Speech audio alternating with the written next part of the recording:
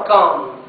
في الحقيقة واضح لجميع أبناء العراق أن هؤلاء يرفعون شعار ثورة الإمام الحسين والتمسك بنهج الإمام الحسين لأجل الحصول على المكاسب الشخصية والحزبية والسياسية ولأجل الحفاظ على الكرسي.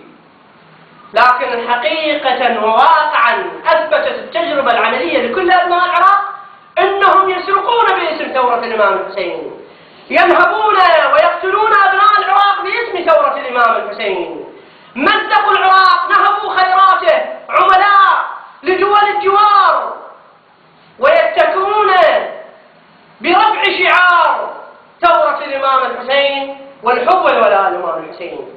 فهل الحسين عليه السلام يقبل بنهب وسلب أموال العراق